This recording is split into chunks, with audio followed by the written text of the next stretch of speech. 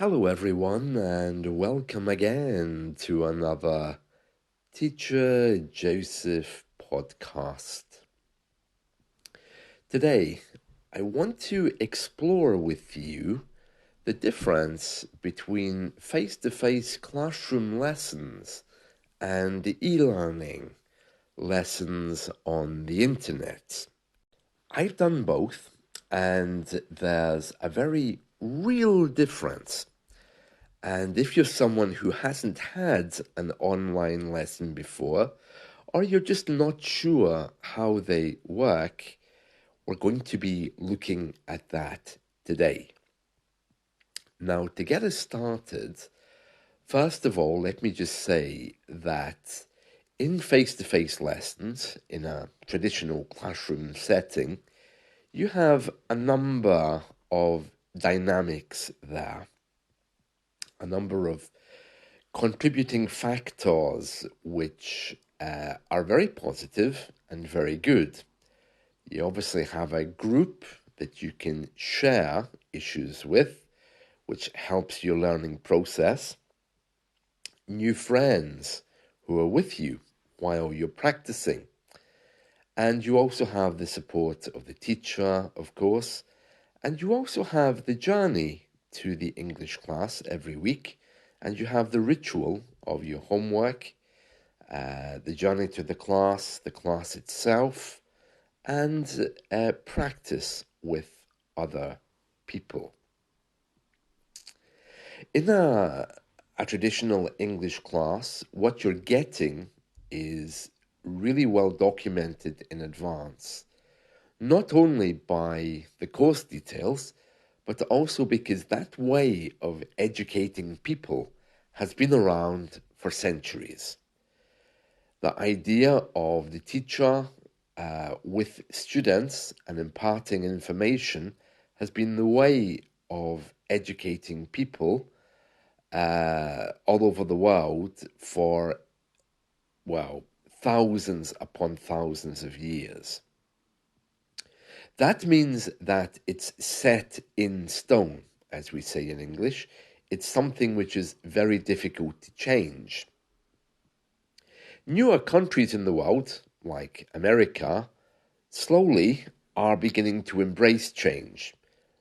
They got these old systems from us, and they realized that, they could be amended, adapted, and that we could move on from them. And that is probably part of the reason why we now have e-learning, because America, once the internet came, I think has really led the way in developing platforms like Zoom, Skype, individual lesson platforms, which now are part of our everyday lives.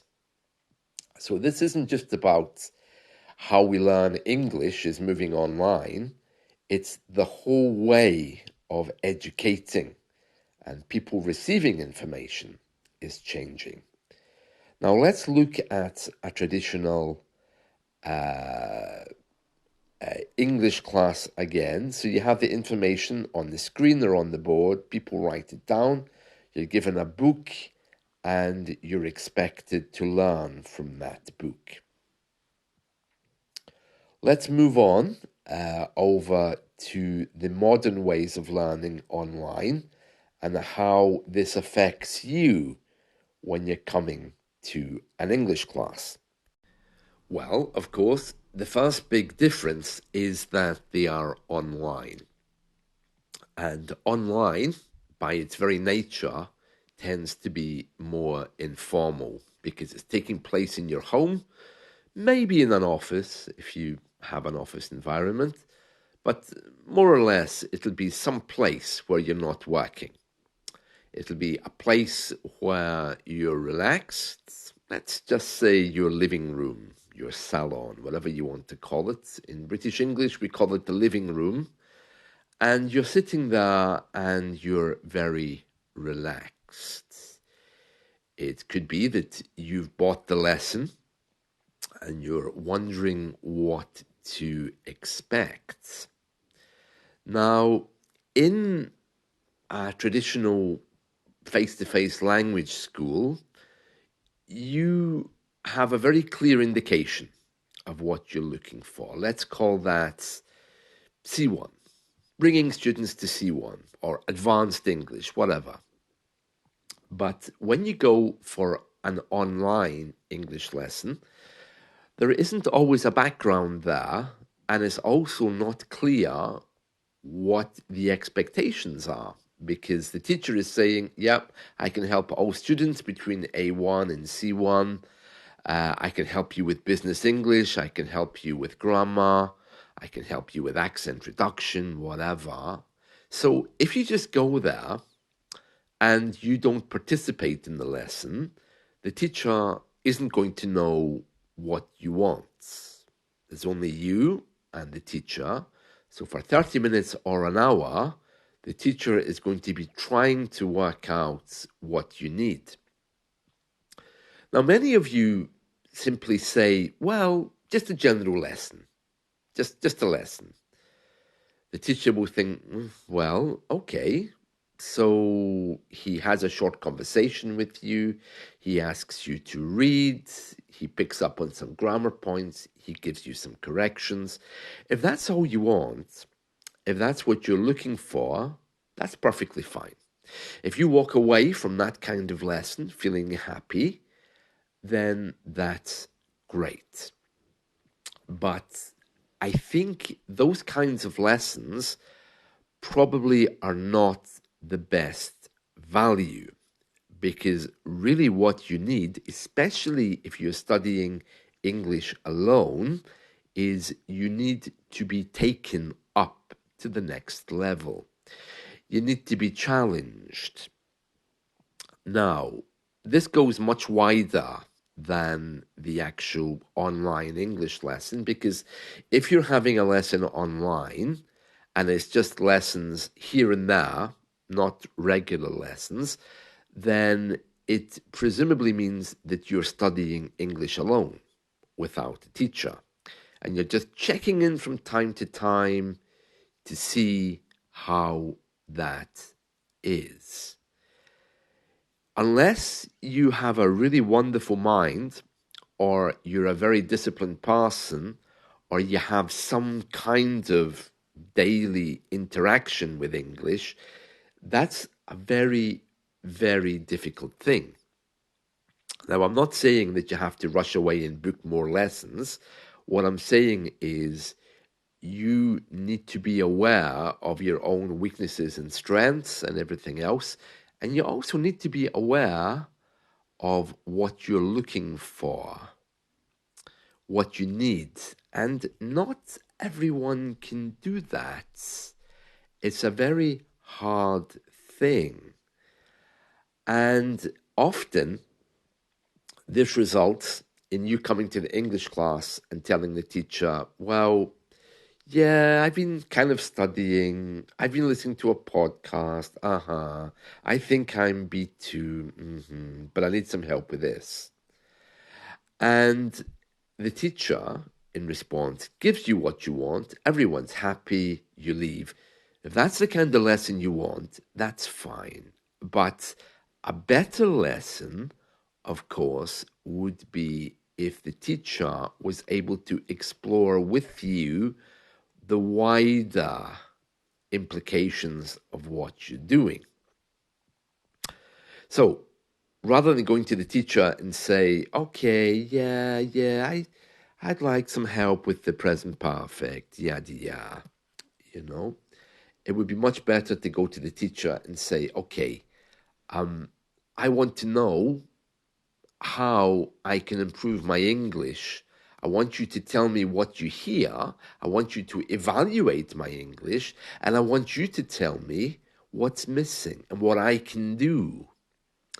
A good teacher would be doing that anyway. I think it depends on age and on experience. Unfortunately, because e-learning is very new, I would say the majority of teachers don't really have a lot of life experience because they're very young. And as a result, when you go to an English class, you're not really sure what you're looking for. The teacher, if it's a young person, might not be able to identify what you're looking for. And as a result, you both end up in a simple conversation for an hour.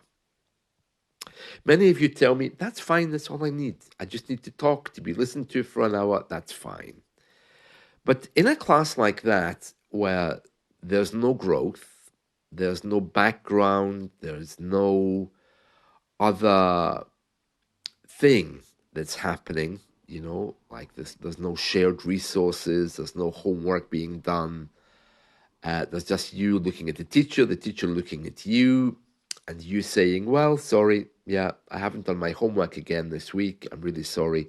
The classes often end up defaulting into basic conversation. Most people who take e-classes, I think, do it just for conversation. They want some corrections while they're talking. They want to practice some words, and that's fine. If that's all you need, there's nothing wrong with that. That's what you should be looking for. However, in classes like that, often you're overlooking the reason why you started wanting classes in the first place. I've had countless students who come to me who say, okay, I want accent reduction. And I say, great, yeah, okay, let me introduce you to shadowing. Let me ask you to read a text. And then they come back the next week and I say, okay, did you do shadowing? No. Did you read? No. Did you do the essay I gave you? No. Okay, then we can do that here now if you want. And then I can see that the person's looking kind of tired. They tell me, well, actually, I've been really busy. So if we could just have a conversation, that would be great. And I'm thinking, okay, yeah, I can do that. Let's choose a topic. But it's not the best use of your money or your time. And then that goes on for a few weeks. And then the person slowly disappears. This is very common.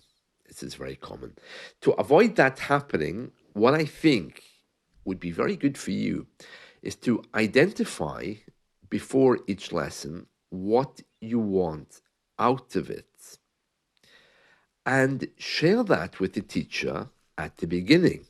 You can simply say, okay, I've written on a piece of paper here what my expectations are of this class. Now, they don't have to be very specific.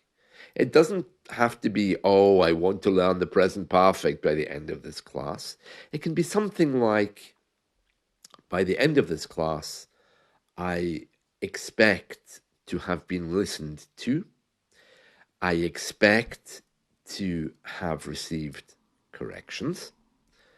I expect that the teacher will give me honest, reliable, good feedback. And then at the end of the class, you can review it. And you can say to the teacher, okay, so at the beginning, this is what we agreed. But at the end, I'm not sure that we did all of these things. Because there's a real danger with younger teachers, especially, that you end up just talking about your latest holiday, and that just never ends. Now, there's a value to that. Don't misunderstand me. Anything in English is valuable. But you need to really be bringing to the table what you expect, especially if you're not having regular lessons. Because if you don't have regular lessons, the teacher isn't going to know where you're at with your English. He's not going to know anything. Imagine that if you went to a traditional face-to-face English class, okay, you don't usually go there. You're not doing the whole course. You arrive there for a day. The teacher would scratch his head and say, Why are you here? What is it that you want? Are you in the right class? Did you get lost? Well, it's something like that, you know. So in uh, an e-class, an online class, you need to be very, very clear on what your expectations are of that class. And better still, you need to have a very clear vision of your English, because if you're studying alone, and honestly, it's a very hard thing to do that. What you could do is you could ask the teacher to come up with an accountability plan for you. The teacher could say, okay, by next week, I want you to have had written 10 examples of the present perfect. I want you to have written 10 examples of the present perfect, you know? Or I want you next week to have listened to at least 3 podcasts. The teacher can become like a mentor where they hold you accountable. And that's where the next thing comes in that I want to tell you about. And this is something kind of new that's appearing on the horizon, and that is English coaches. Now, you've heard of lifestyle coaches, people who get you up in the morning, get you meeting your targets. It's very much a fashionable thing. These days, we also have English coaches.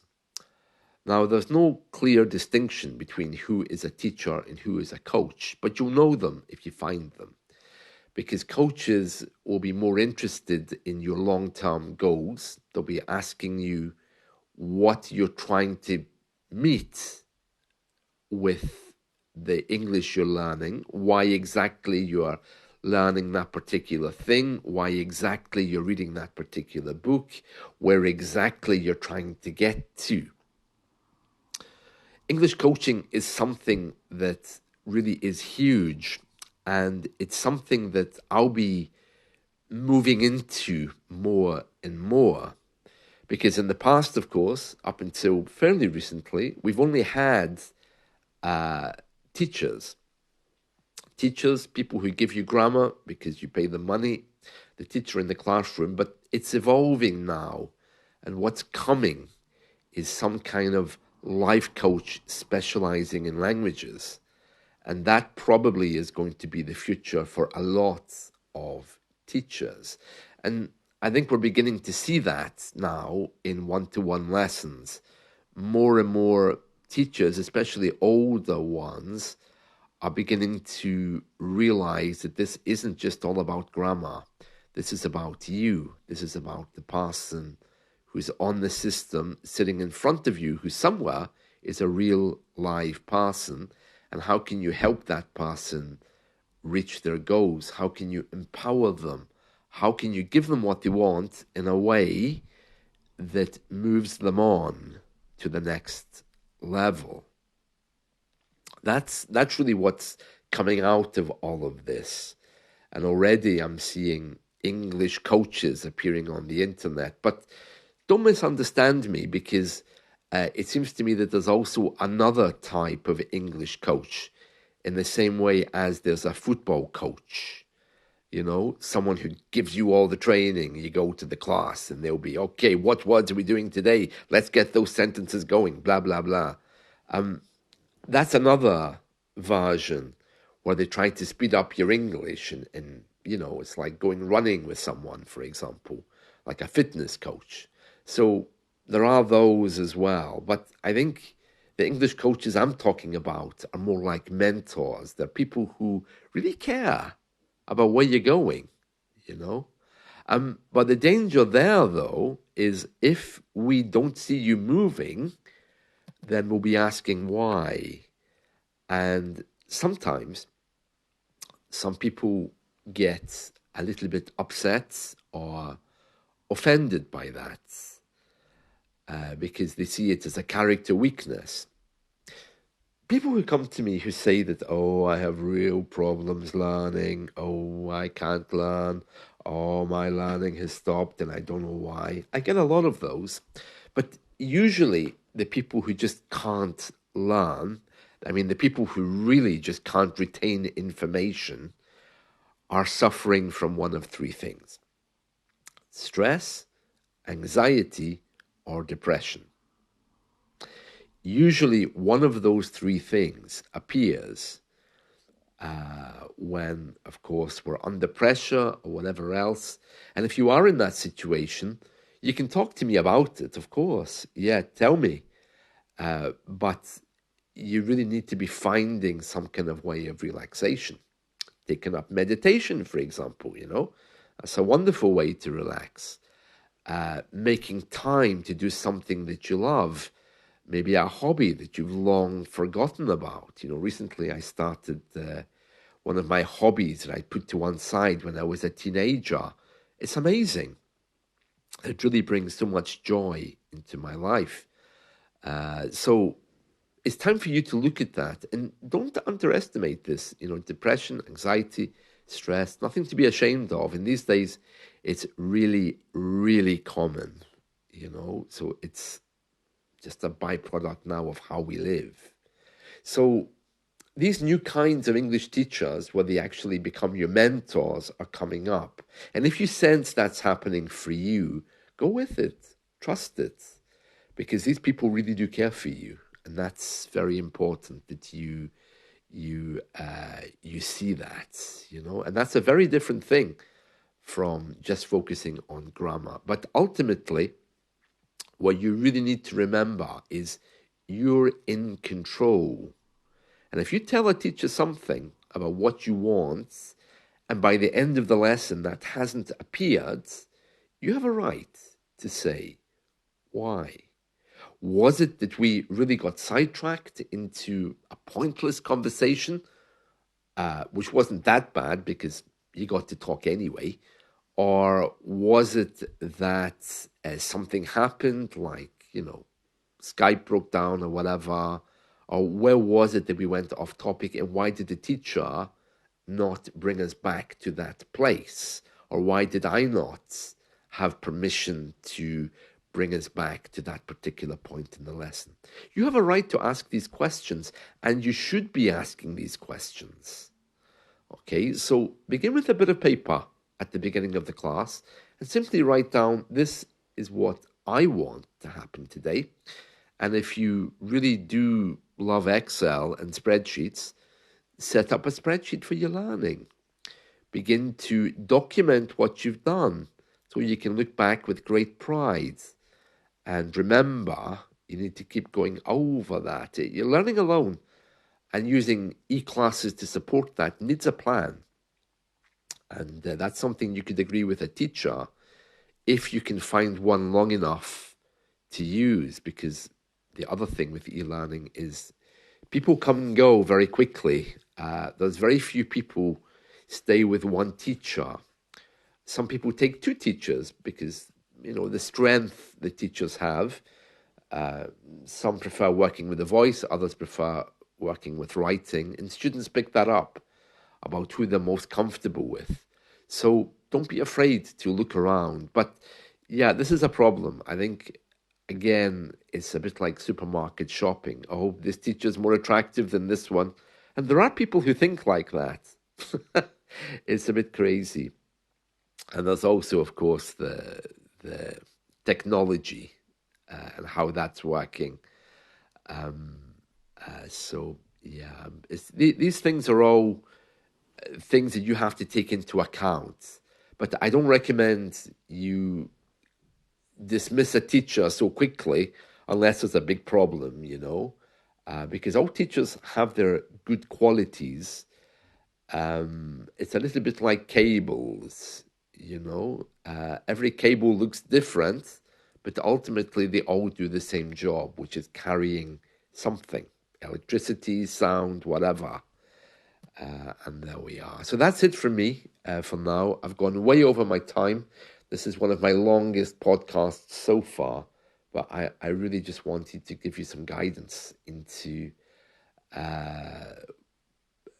if you're thinking about doing e-lessons.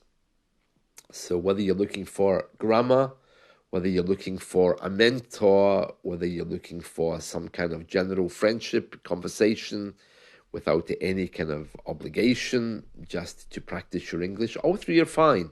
But I think you need to be clear on exactly where that goes, because unlike traditional education, you're basically just falling into something that doesn't really have a background yet, unless you make it that way by agreeing a lesson plan with a teacher or bringing your own lesson plan to share with the teacher. All right, there we are. So enjoy, and let's talk again soon. See you. Bye.